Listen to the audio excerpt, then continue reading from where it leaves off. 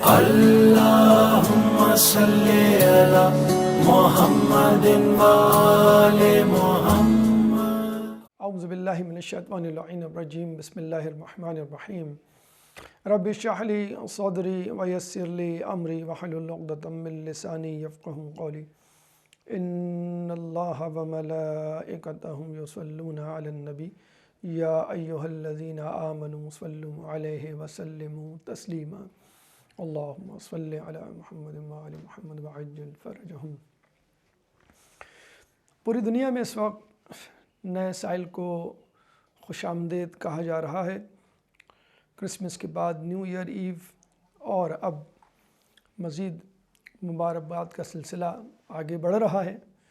لیکن چونکہ یہ ایونٹس ایام فاطمیہ میں آئے، چنانچہ ہم مجبور ہیں ان ایونٹس کو، جو کہ ظاہراً بلکہ حقیقتاً اسلامی ایونٹس بھی نہیں، لیکن جو بھی ہم خوشی منایا کرتے تھے یا اپنے عیسائی دوستوں کو مبارکباد دیا کرتے تھے، اس میں بھی تھوڑی سی ہم نے کمی لائی ہے. اور اس کی وجہ یہی ہے کہ ہم اہل بیت کی خوشیوں میں خوش اور ان کے غم میں غمگین ہوتے ہیں. چنانچہ دنیا کی خوشی، خاندان کی خوشی یا ذاتی خوشی بعد میں، پہلے اہل بیت کا غم. ہاں، اگر خوشی کے ایام ہو تو ہم کہیں گے دنیا کے غم، خاندان کے غم یا ذاتی غم بعد میں، پہلے ہم اہل بیت کی خوشیوں میں شریک ہوں گے. اور یہی کم از کم مودت کا اظہار یا علامت ہے کہ جو ہم اہل بیت کے ساتھ کر سکتے ہیں، کہ ان کی خوشیوں میں خوش اور ان کے غم میں غمگین. ایام فاطمیہ جیسا کہ آپ کو معلوم ہے 13 جمادی الاول سے 3 جمادی الثانی، 13th جمادی الاول ٹل 3rd جمادی الثانی. اور اس کے بعد اگر ہم 20 جمادی الثانی تک اور انتظار کریں تو مزید ایک ہفتہ ہمیں مل جاتا ہے. یوں تقریباً 1 مہینہ بی بی سیدہ سلام اللہ علیہا کی ذات مبارک سیرت طیبہ پر روشنی ڈالنے کا، ان کے بارے میں سننے سنانے کا اور سوچنے کا موقع مل جاتا ہے.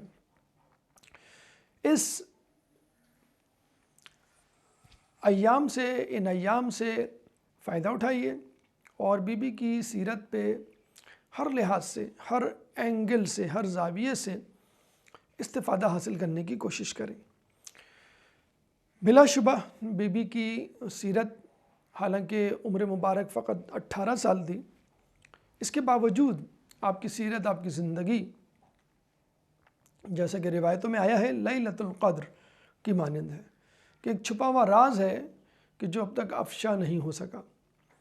چنانچہ ہم جتنا بی بی کی معرفت حاصل کریں ہمارے نزدیک کم ہے. بی بی سیدہ سلام اللہ علیہا کو ہم مختلف عنوانات کے تحت سمجھ سکتے ہیں، ان کی معرفت حاصل کر سکتے ہیں. بی بی بحیثیت عورت تمام دنیا کی عورتوں کے لیے ایک مثالی نمونہ تو ہیں ہی، لیکن اگر ہم ذیلی عنوانات، سب ہیڈنگز کی طرف جائیں تو بحیثیت بیٹی، بحیثیت زوجہ، بحیثیت ماں کے طور پر بھی تفصیلی تذکرہ، واقعات، حکایات، پہلو اپنی ذات میں سموئے ہوئے ہیں.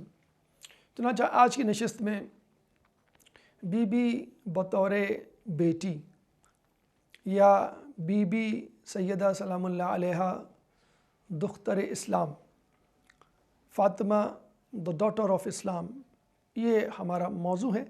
اس کے تحت ہم چند گزارشات آپ کے سامنے پیش کریں گے. اس گفتگو کو ہم 3 مرحلوں میں سمیٹیں گے. پہلا مرحلہ بیٹی کی حیثیت رسول سے پہلے، اسلام سے پہلے عرب میں کیا تھی. اس کے بعد بیٹی کی حیثیت اسلام میں کیا ہے، یعنی کیا ہونی چاہیے. نمبر 3، بی بی نے اس حیثیت کو، اس منصب کو، اس پوزیشن کو گھر میں بحیثیت بیٹی کیسے نبھایا. کیا واقعات ہیں جن سے ہم اپنی بیٹیوں کو سکھا سکتے ہیں کہ دیکھو بیٹا، آپ کو اس طرح بیٹی بن کے دکھانا ہے.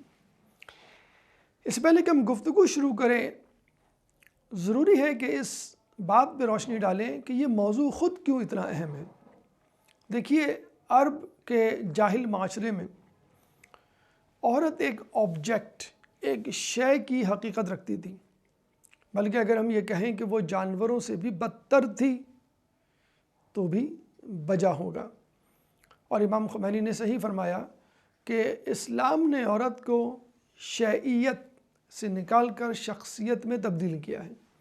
شے یعنی آبجیکٹ، کوئی پتھر، دیوار، کرسی، کوئی جانور، کوئی پودا۔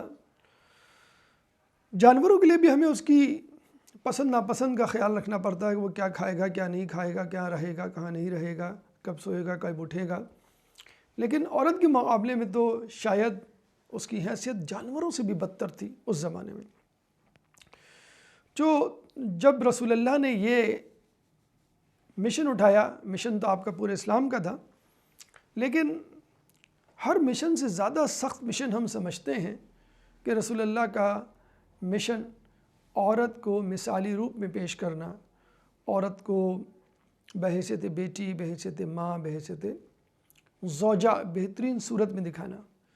اور اس کا سارا دار و مدار آپ کی بیٹی جناب سیدہ پہ تھا، کیونکہ خود رسول بیٹی بن کے نہیں دکھا سکتے، خود ماں بن کے نہیں دکھا سکتے، خود زوجہ بن کے نہیں دکھا سکتے۔ چنانچہ ضروری تھا کوئی ایسی شخصیت آپ کے پاس ہو کہ جو بعین ہی اسی طرح اپنے کاموں کو، اپنی زندگی کو انجام دے، گزارے کہ جیسے کہ رسول ان کا خدا اور خود اسلام چاہتا ہے۔ اور یہ بہت مشکل کام ہوتا ہے۔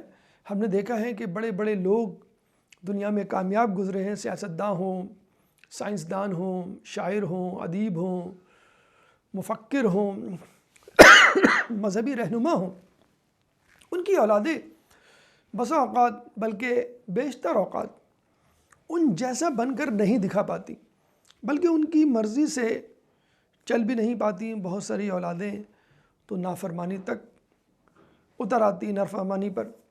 چنانچہ یہ بھی ایک بہت بڑا رسک تھا کہ کیا رسول اللہ کی بیٹی ان کے معیار پہ پوری اتر پائے گی کہ نہیں۔ لیکن ہم دیکھتے ہیں ماشاءاللہ کہ بی بی سیدہ نہ صرف رسول کے معیار پہ پوری اتری، بلکہ اتنا پوری اتری کہ جو رول پریکٹیکلی ان کے لیے پاسبل نہیں تھا، انہوں نے وہ رول بھی ادا کر کے دکھا دیا، یعنی ماں کا رول، رسول کی ماں کا رول۔ ام ابیہا آپ کو لقب ملا، بالکل امپریکٹیکل سی بات ہے، بیٹی ماں بن کر، لیکن انہوں نے اتنی خدمت کی کہ شاید ان کی ماں ہوتی تو بھی ان کی اتنی خدمت اور خیال نہ کرتی۔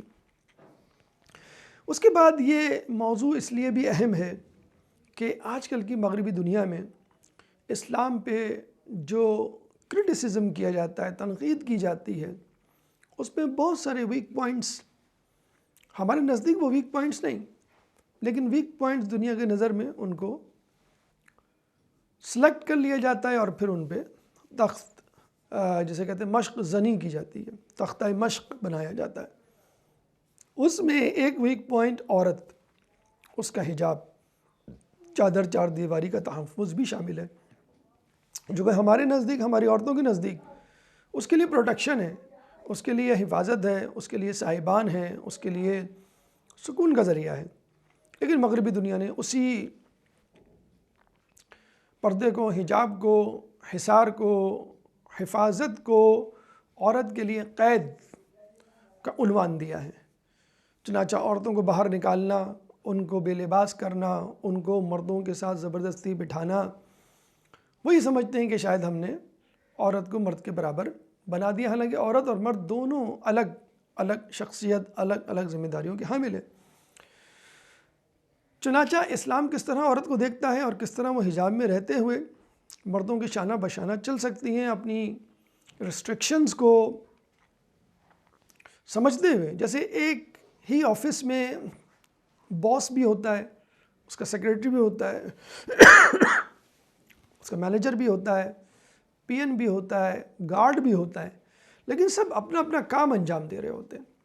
جس طرح ایک گھر میں ماں بھی ہے، باپ بھی ہے، بھائی بھی ہے، بیٹی بھی ہے، بہو بھی ہے، داماد بھی ہے اور دیگر افراد ہیں، لیکن اسی گھر میں، اسی خاندان میں ہر شخص اپنا اپنا رول پلے کر رہا ہے۔ تو آپ کسی کو یہ نہ کہیں کہ تم یہ کام نہیں کر سکتے، کیونکہ وہ اس کی ذمہ داری نہیں۔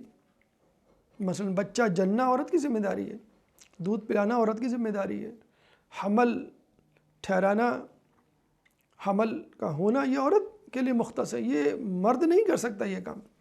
تو کفالت مرد کے ذمے ہے، عورت بھی کر سکتی ہے، لیکن اس پہ واجب نہیں رکھی گئی ہے کیونکہ اس پہ بہت زیادہ مشکلات ہیں۔ اس لیے بھی اہم ہے کہ مغرب کو جواب دینا کہ عورت بحیثیت بیٹی، بحیثیت بیوی، بحیثیت ماں کس طرح رول پلے کر سکتی ہے اس معاشرے میں، کیونکہ مغرب نے یہ سمجھ رکھا ہے کہ عورت کو جب تک باہر نہیں نکالیں گے، آفس میں نہیں لے کے آئیں گے، کمپنی، فیکٹری، میدان، شاپنگ مالز، ان جگہوں پہ عورت آ کے اپنے آپ کو ثابت نہیں کرے گی مرد کے شانہ بشانہ چل کر، اس وقت تک وہ عورت ہی نہیں۔ حالانکہ ہم سمجھتے ہیں عورت کو جس مقصد کے لیے پیدا کیا گیا ہے، یعنی ایک اچھی نسل کی پرورش، اپنے شوہر، اپنے باپ اور اپنے بچوں کے لیے ایک سکون کا ذریعہ، تربیت کا ذریعہ، نشان دہانی حلال و حرام کی کروانے کا ذریعہ، گھر کو پرسکون بنانے کا ذریعہ، یہ پرائرٹی ہونی چاہیے۔ اس کے ساتھ ساتھ اگر وہ معیشت میں بھی کردار ادا کر سکتی ہے جاب کر کے، اس کے ساتھ ساتھ اگر وہ باہر کا کام شاپنگ وغیرہ کر سکتی ہے، ویل اینڈ گڈ۔ بی بی خدیجہ الکبریٰ سلام اللہ علیہا نے بزنس کیا اور ملکۃ العرب کہلائیں، half of the share of the business جسے کہتے ہیں کہ وہ بی بی سیدہ سلام اللہ علیہا کے ہاتھ میں تھا مکے کا اپنے زمانے میں۔ تو اس حوالے سے بھی ضروری ہے بی بی کی صحیح شخصیت کو، عورت کے حقوق کو، اس کے فرائض کو ڈسکس کرنا ہمارے لیے۔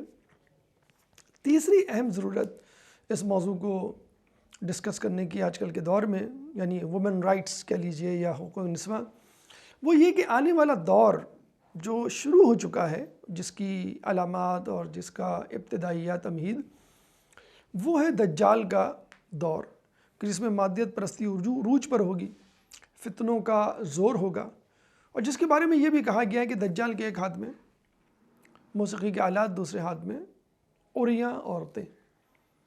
تو اس وقت بے حجابی، برہنگی، فحاشی، عریانیت اپنے عروج پر ہیں، چاہے وہ فلمیں ہوں، چاہے وہ ڈرامے ہوں، چاہے وہ ٹاک شوز ہوں، چاہے وہ اسپورٹس کے میدان ہوں، جو کہ ان کا میدان ہے ہی نہیں، اس میں بھی مردوں کے ساتھ ان کو کھڑا کر دیا جاتا ہے۔ تو یہ تمام چیزوں میں عورت کو کھینچ کے لانا، ایک شو پیس بنا کے پیش کرنا، اور پھر مردوں کو لبھانا، شمع محفل بنانا، یہ بھی ایک ٹیکٹک ہے جو حقیقت میں دجال یوز کرے گا۔ تو ابھی سے آپ کو تیاری کرنی ہے، اگر امام کا ظہور ہوتا ہے تو اس کے ساتھ ساتھ دجال بھی آئے گا، اور اس کے ہتھیاروں میں 50% شیئر عورتوں کا ہوگا، لوگوں کو اپنی طرف لبھانے کا اور امام زمانہ کے لشکریوں کو فاش دینے کا۔ تو امام زمانہ کے لشکریوں کو دو حساب سے تیاری کرنی ہے، ایک تو جنگی اور ایک شہوانی، یعنی بے حجاب عورتوں کے مکر سے، ان کی چالوں سے بچنا ہے۔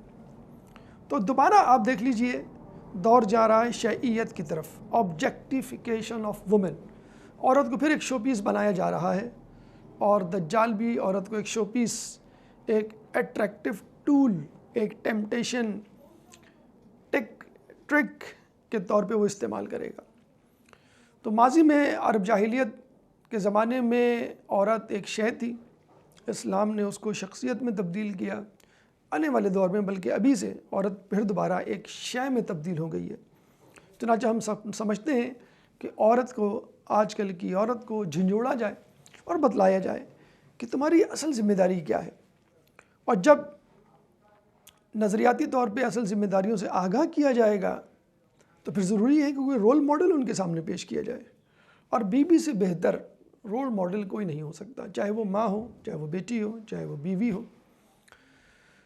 عمومی طور پہ ایک عورت کے طور پہ بھی، اور خصوصی طور پہ اپنے اپنے ادوار میں مخصوص ذمہ داریوں کے ساتھ، چاہے کوئی عورت ہو، بی بی سے بہتر ذات کوئی نہیں، اسی لیے آپ کو سیدۃ النساء العالمین، اور وہ بھی سردار ہر زمانے کی عورت کے لیے، نہ کہ فقط اپنے زمانے کی، جیسے بی بی مریم علیہ السلام، اور اس کو ہمارے چھٹے امام امام جعفر صادق علیہ السلام نے بہت واضح طور پر بیان کیا۔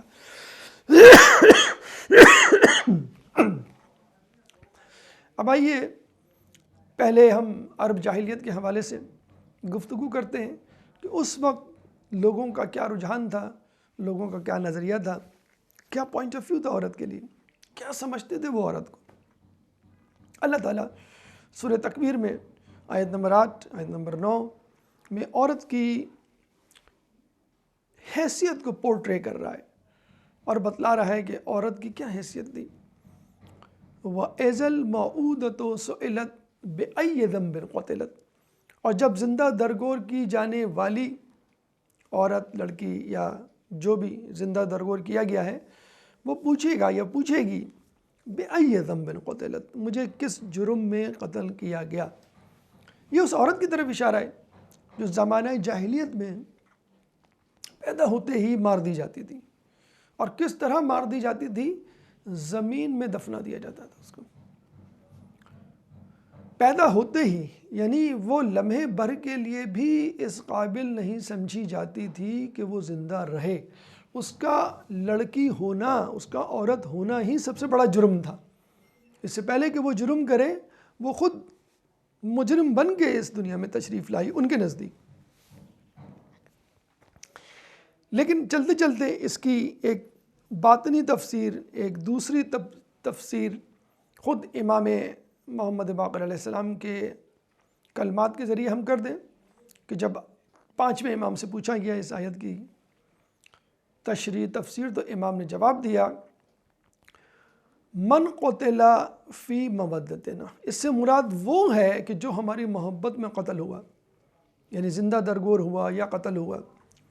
اور تاریخ میں ایسے بہت سارے لوگ مل جائیں گے، بہت ساری مثالیں مل جائیں گی جو اہل بیت کی محبت میں قتل ہوئی، بلکہ زندہ درگور ہوئی۔ اگر لٹرلی اس آیت کے ترجمے کو ہم دیکھیں، زندہ درگور ہوئے۔ معاویہ ابن یزید، کون واقف نہیں اس عظیم شخصیت سے؟ یزید کا بیٹا معاویہ، کہ جب اس کو کہا گیا کہ تم اپنے باپ کے مرنے کے بعد، یعنی یزید ملعون کے بعد خلافت سنبھالو، تو اس نے کہا مجھ سے بہتر اس وقت امام سجاد علیہ السلام، یعنی چوتھے امام، میرے باپ سے بہتر امام حسین علیہ السلام، تیسرے امام، اور میرے باپ کے باپ سے بہتر امام حسن علیہ السلام یا مولا علی علیہ السلام تھے، اور میں نہیں چاہتا کہ خلافت کی کرسی جس کا میں نااہل ہوں اس پہ بیٹھ کر میں اپنے پچھلے والوں کے نقش قدم پر چلوں اور قبر میں جا کر اپنا عذاب بھگتوں کہ جیسے لوگ بھگت رہے ہیں۔ انکار تو دور کی بات، اس نے تو باقاعدہ فیصلہ سنا ڈالا ایک قاضی کی طرح کہ کون حق پر ہے، کون حق پر نہیں ہے، کون باطل پر ہے، کون باطل پہ نہیں ہے۔ چنانچہ بنو امیہ کے لوگوں نے جب یہ ارادے بھانپے تو وہ سمجھ گئے کہ اس سے پہلے خلافت ہمارے ہاتھ سے جائے، اس کو جسے کہتے ہیں کہ زندہ درگور کر دیا گیا۔ عمر مخصوص کو اپنے شاگرد معاویہ ابن یزید کے ساتھ، تو معاویہ ابن یزید بیٹا تھا یزید کا، لیکن اہل بیت سے محبت کرنے والا، اور اس کا استاد تھا عمر مخصوص جو کہ اہل بیت کا ماننے والا، چاہنے والا تھا۔ پھر بنو امیہ نے اپنے اپنے زمانے میں، ان کے بادشاہوں نے کسی کو اہل بیت کی محبت میں دیوار پہ چنوا دیا، کسی کو بنیادوں میں دھسوا دیا، کسی کے خون سے گارے بنائے گئے، وغیرہ وغیرہ، ایک لمبی داستان۔ بہرحال تو چلتے چلتے یہاں پر دو چھوٹے چھوٹے واقعات آپ کی نظر گوش گزار کریں کہ کس طرح کس شقی القلبی کے ساتھ عورتوں کو، لڑکیوں کو زندہ درگور کیا جاتا تھا۔ سورہ نحل آیت نمبر 58 میں اللہ تعالیٰ فرماتا ہے وَإِذَا بُشِّرَ أَحَدُهُمْ بِالْأُنثَىٰ ظَلَّ وَجْهُهُ مُسْوَدًّا، کہ جب ان میں سے کسی کو خوشخبری دی جاتی تھی کس کی؟ لڑکی کی پیدائش کی، تو اس کا چہرہ سیاہ پڑ جاتا تھا۔ سیاہ چہرہ کس کا پڑتا ہے؟ جو جرم کرتا ہے، جس نے کوئی گناہ کیا ہو، کسی نے کا حق مارا ہو، لوگ شرمندہ ہو جاتے تھے۔ تو پھر انہوں نے کیا طریقہ کیا کہ بچے کی پیدائش، اس زمانے میں جنس کی تعین کا کوئی طریقہ نہیں تھا، تو معلوم نہیں تھا کہ لڑکا ہوگا کہ لڑکی، تو وہ بچے کی پیدائش گھر کے باہر دور افتاد مقام پر ایسی جگہ کرتے کہ جہاں پہ نیچے گڑھا ہوتا، اگر بچہ لڑکا ہوتا تو خوشی خوشی ڈھول تماشے تالی باجے کے ساتھ وہ گھر آتا، اور اگر لڑکی ہوتی تو اسی وقت گڑھے میں ڈال دی جاتی، اسی وقت زندہ درگور کر دیا جاتا۔ یہ حالات تھے۔ کہتے ہیں ایک شخص رسول کے پاس آیا اور اس نے کہا یا رسول اللہ کیا اسلام قبول کیا نیا نیا؟ اس نے کہا رسول اللہ کیا میرا گناہ معاف ہو جائے گا؟ رسول نے کہا کہ میرا گناہ تو بہت بڑا ہے۔ رسول نے کہا کیا تمہارا گناہ اللہ کی رحمت سے بھی بڑا ہے اور اللہ کی رحمت سے بھی وسیع ہے؟ اس نے کہا نہیں۔ پھر اس نے اپنا گناہ بتانا شروع کیا کہ میں کسی سفر پہ جا رہا تھا اور جانے سے پہلے میری بیوی حاملہ تھی جس کا مجھے علم نہیں تھا۔ میں سفر سے 4 سال بعد واپس پلٹا تو دیکھا ایک 3-3.5 سال کی بچی میرے گھر میں گھوم رہی ہے، کھیل رہی ہے جیسے میری اپنی بچی ہو۔ میں شک میں پڑ گیا اور اپنی بیوی سے پوچھا یہ کس کی بچی ہے؟ بیوی نے کہا پڑوس کی بچی ہے، ابھی چلی جائے گی۔ شام ہو گئی، بچی نہ گئی، رات ہو گئی، بچی ہمارے گھر میں سو گئی۔ اب میں پریشان اپنی زوجہ سے دوبارہ پوچھا کہ یہ بچی کس کی ہے جو اتنے آرام سے ہمارے گھر میں کھیل رہی ہے، کھا رہی ہے اور سو بھی گئی جیسے اس کا اپنا گھر ہو؟ تو بیوی نے ڈرتے ڈرتے بتایا جب تم جا رہے تھے تو میں حمل سے تھی، تمہارے جانے کے بعد یہ بچی پیدا ہوئی اور میں نے اس کو پالا، یعنی تمہاری طرح اس کو زندہ درگور کرنے کی کوشش نہیں کی۔ اب یہ سن کے وہی بات کہ ظل وجہہ مسودہ، کہ اس کے چہرے پہ سیاہی آ گئی اور غیظ و غضب سے وہ بھن کے رہ گیا، لیکن چپ ہو گیا، بستر پہ چلا گیا۔ پھر اس کو خیال آیا کہ مجھے وہ کرنا چاہیے جو میں کرتا آیا ہوں یا عرب کے مرد کرتے آئے۔ خاموشی سے اٹھا، سوئی ہوئی بچی کو اپنے کاندھے پہ لیا اور باہر نکل گیا۔ بچی رستے میں اٹھی بھی تو یہ سمجھی کہ شاید بابا مجھے کہیں گھمانے لے کے جا رہے ہیں، بابا سمجھ رہی تھی اس کو اپنا۔ اب یہ قبرستان گیا جہاں پہ بچیوں کو دفنایا جاتا تھا، وہاں جا کر اس نے گڑھا کھودنا شروع کیا۔ اب بچی بھی اس کے ساتھ مٹی نکال رہی ہے، وہ سمجھ رہی بابا کھیل رہے ہیں، اس کو کیا پتا اس کی اپنی قبر بن رہی ہے۔ جب قبر یا گڑھا کھد گیا تو اس نے بچی کو ایک ہاتھ سے اٹھا کر اس پہ دے مارا، الٹے ہاتھ کو اس کے اوپر رکھا اور سیدھے ہاتھ سے جلدی جلدی مٹی ڈالنے لگا۔ جب رسول اللہ نے یہ سنا تو ان کی آنکھوں سے ہزاروں قطار آنسو جاری ہو گئے۔ قبر کو بند کرنے والا تھا کہ ایک تھوڑی سی مٹی اڑ کر اس کی داڑھی پہ لگی تو اس کی بیٹی نے اپنا ہاتھ نکال کر قبر سے اپنے بابا کی داڑھی سے مٹی ہٹائی، لیکن بچی چلاتی رہی کہ بابا مجھے کیوں دفنا رہے ہو، بابا مجھے کیوں مار رہے ہو۔ اس نے ایک نہ سنی اور بچی کو زندہ درگور کر دیا۔ یہاں پہ رسول اللہ زار و قطار روتے ہوئے اس سے کہتے ہیں اے شخص، اگر اللہ کی رحمت اس کے غضب پر سبقت نہ لے جاتی تو وہ تجھ سے انتقام ضرور لیتا۔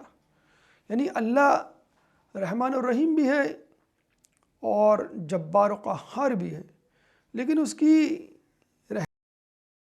کا رحم، اس کی سمپیتھی، اس کے غضب، اینگر پر، رات پر غالب ہے۔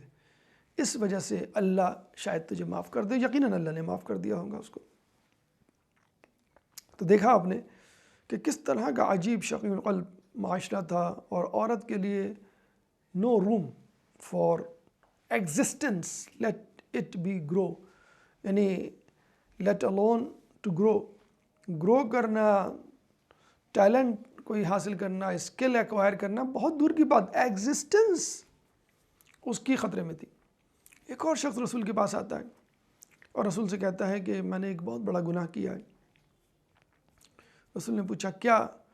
تو اس نے کہا میری 12 یک کے بعد دیگریں لڑکیاں ہوئیں اور میں نے ہر لڑکی کو زندہ درگور کر دیا۔ جب 13ویں لڑکی ہوئی تو میری بیوی اس لڑکی کو لے کے کہیں چلی گئی اور مجھے پتہ نہیں چلا۔ کافی عرصے کے بعد مجھے جب پتہ چلا تو میں اس جگہ گیا جہاں پہ اس نے وہ لڑکی چھپا کے رکھی تھی۔ میں نے اس لڑکی کو لیا اور اس کو بھی زندہ درگور کر دیا۔ تو رسول اللہ نے کہا کہ تو ہر لڑکی کے زندہ درگور کیے جانے کے گناہ پر ایک غلام آزاد کر کہ اللہ تجھے شاید معاف کر دے۔ یہ تھا وہ معاشرہ کہ جس کو اللہ نے لڑکی، عورت، بیٹی، ماں، زوجہ کی حیثیت، مرتبہ، مقام سے آگاہ کیا۔ فرزدق شاعر جو امام سجاد علیہ السلام کے زمانے میں، آپ کو یاد ہوگا، ہشام کے سامنے شان امام بیان کرتے ہیں تو ان کو زندان میں ڈال دیا جاتا ہے اور امام پھر پیسے دے کے چھڑواتے ہیں۔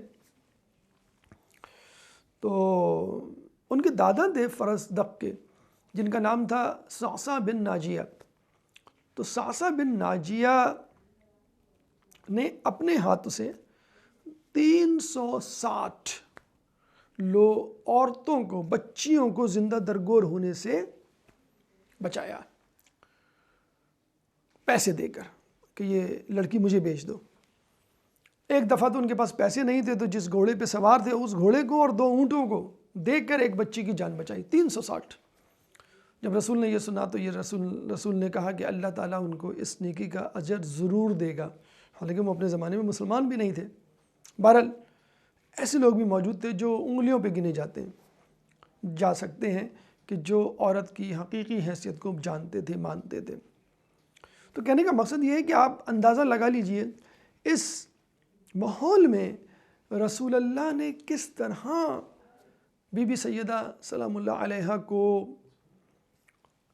ایک بیٹی، ایک زوجہ، ایک ماں کی حیثیت میں گروم کیا ہوگا، ایجوکیٹ کیا ہوگا، سمجھایا ہوگا، اور کس طرح بی بی نے رسول اللہ کے کہنے پر عمل کیا ہوگا، ان کے خواب کی تعبیر بنی ہوں گی۔ کتنی خوشی ہوتی ہے ایک باپ کو اگر اس کی اولاد اس کے نقش قدم پر چلے اور ویسا ہی کرے جیسے کہ باپ یا ماں چاہتی ہے۔ تو کس طرح پورے معاشرے کو سمجھانا، اور ایک اکیلی عورت، دیکھیں کہنا آسان ہوتا ہے لیکن اس کو نبھانا اور کر کے دکھانا۔ بی بی نے فقط 18 سال کی عمر میں یہ تینوں چاروں عہدے نبھا کے دکھائے، عمومی عورت کا عہدہ، ماں کا، بیٹی کا اور زوجہ کا، اور بتلایا۔ اور صرف اس دور کے لیے نہیں، آج کل کے دور بلکہ قیامت تک کے دور کے لیے ایک عورت کو کس طرح بیہیو کرنا چاہیے، اس کی رائٹس کیا ہیں، اس کی رسپانسبلٹیز کیا ہیں، حقوق کیا ہیں، فرائض کیا ہیں۔ اب آئیے ہم اس طرف چلتے ہیں کہ خود رسول اللہ نے پہلے کیا رسپانس دیا اور اپنی بچی کے مقام و مرتبے کو کس طرح لوگوں کے سامنے ڈسکلوز کیا، اس کے بعد پھر بی بی نے عملی طور پہ مظاہرہ بھی کیا۔ تو اب آئیے ہماری گفتگو کے دوسرے مرحلے کی طرف کہ خود رسول نے عورت کو کس طرح انٹروڈیوس کروایا، یعنی دختر اسلام۔ پہلا مرحلہ دختر عرب جو مکمل ہوا کہ عرب کے زمانے میں دختر یعنی ڈاٹر یا بیٹی کا کیا مرتبہ مقام تھا۔ اب آئیے دختر اسلام، اسلام کی نظر میں کیا مقام ہوتا ہے ایک بیٹی کا۔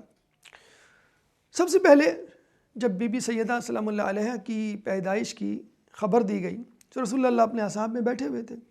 جیسی خبر دی رسول اللہ فرت مسرت مسکرائے، آس پاس کے لوگوں کے چہروں پر سناٹا چھا گیا، بالکل اسی طرح کا کہ جو سورہ نحل آیت نمبر 58 میں اللہ فرماتا ہے کہ ظل وجہہ مسودہ، کہ ان کے چہرے پہ سیاہی پھیل جاتی تھی۔ اب ظاہر سی بات ہے یہ پہلا ریسپانس تھا لڑکی کے حوالے سے، عورت کے حوالے سے۔ خود رسول اللہ کے گھر میں لڑکی پیدا ہوئی تو اصحاب گم سم بیٹھے ہوئے تھے کہ رسول اللہ کیا کریں گے۔ حیرت زدہ ہو کر کہا کہ تم لوگوں کو کیا ہوا؟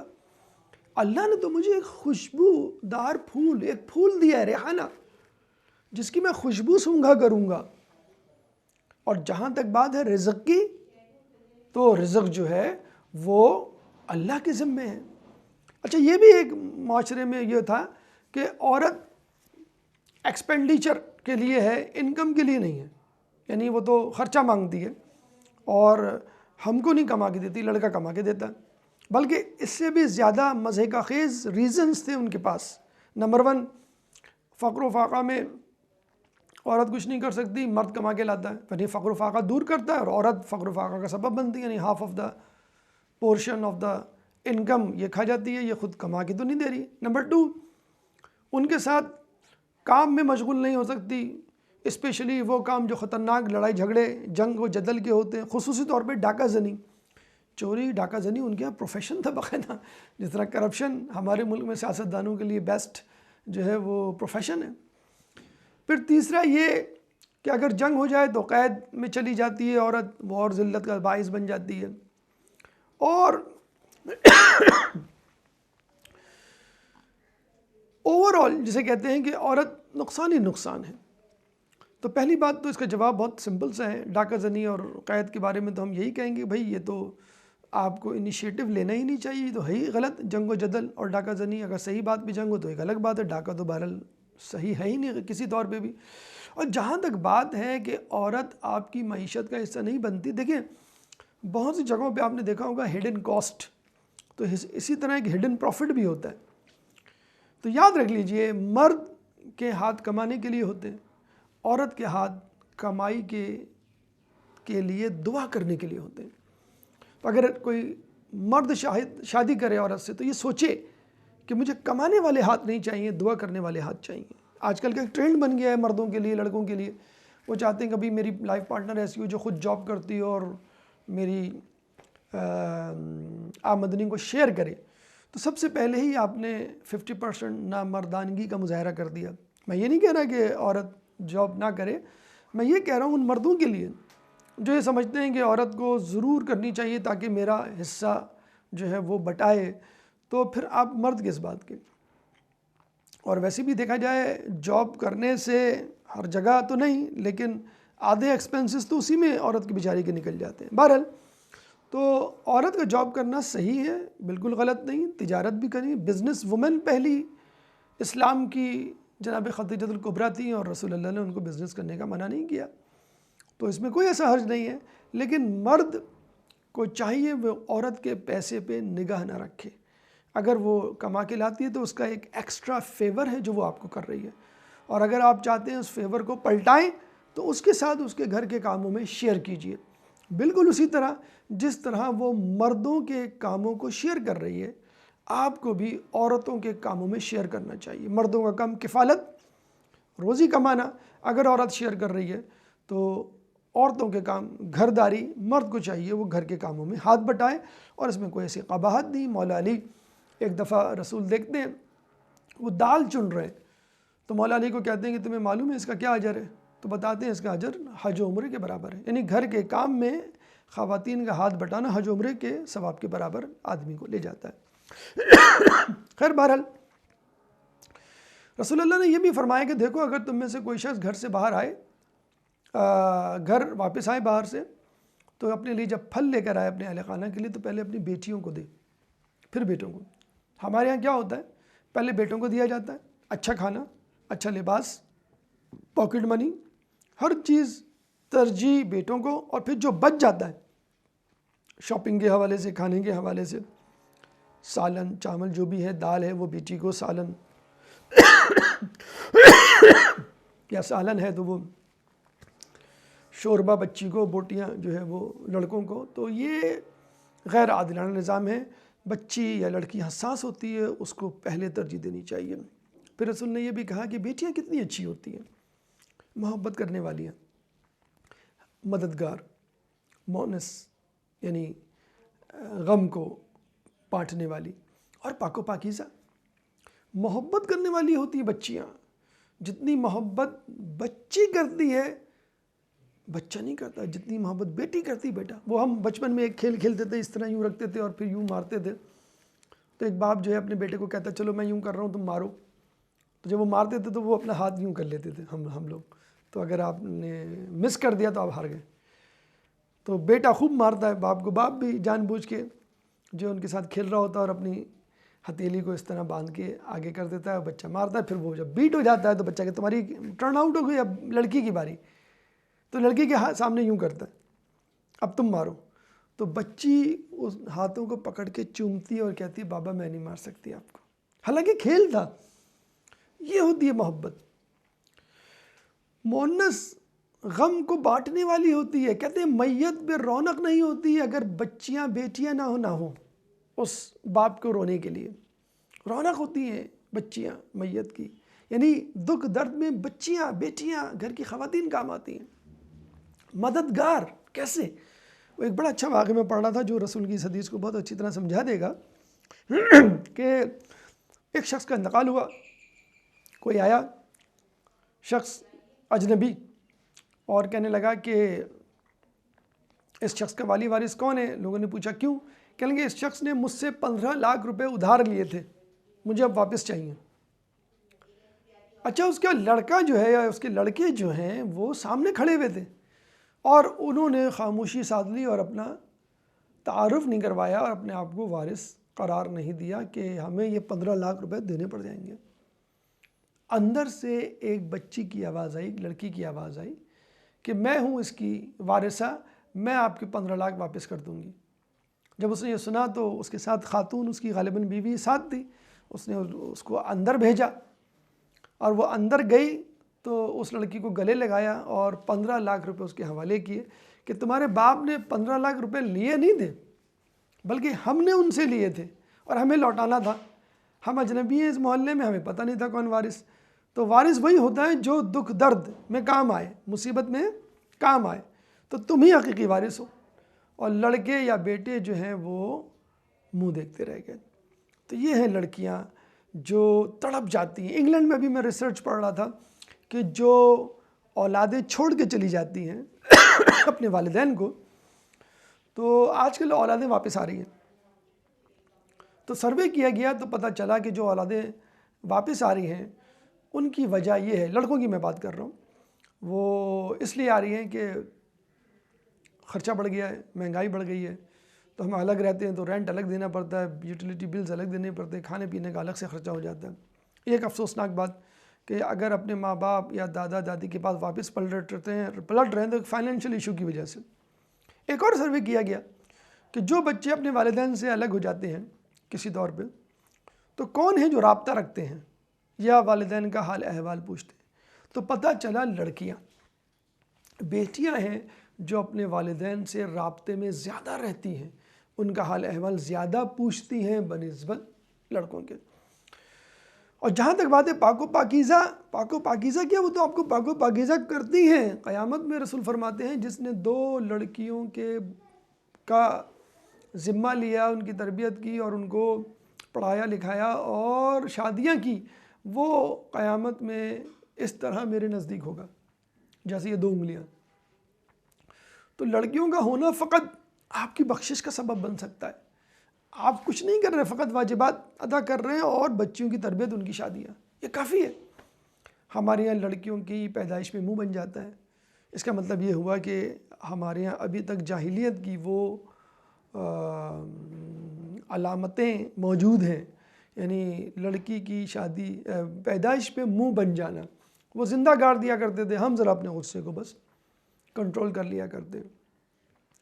تو لڑکی مددگار ہے، لڑکی مونس غمگار ہے، لڑکی جو ہے وہ محبت کرنے والی ہے اور لڑکی جو ہے وہ پاک و پاکیزہ ہے، پاک و پاکیزہ کرنے والی، اپنے آپ کی بخشش کا سبب بننے والی. بلکہ یہ کہا جاتا ہے، روایتوں میں آیا ہے کہ بیٹی رحمت ہے، بیٹا نعمت. رحمت کا سوال نہیں ہوگا، نعمت کا سوال ہوگا. ہر بیٹے پہ پوچھ گچھ ہوگی کہ تم نے اس کے ساتھ کیا کیا،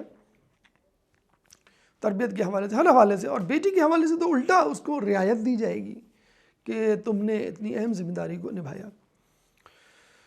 پھر ہم دیکھتے ہیں کہ بی بی سیدہ سلام اللہ علیہا کی زندگی میں خود رسول اللہ نے اپنے طور پر کس طرح ان کا احترام کیا، کس طرح مولا علی نے اس احترام کو آگے بڑھایا، کس طرح اصحاب بلکہ ملائکہ اور خدا بی بی کا کس طرح احترام کرتا تھا.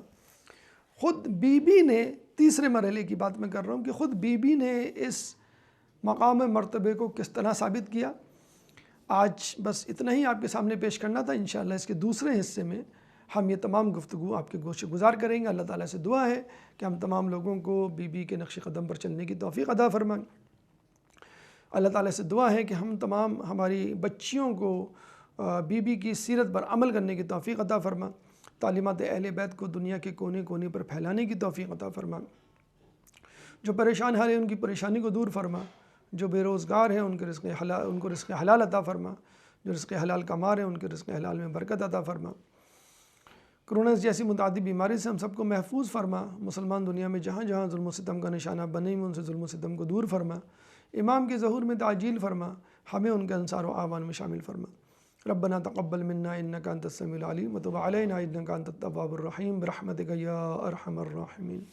اللهم صل على محمد وآل محمد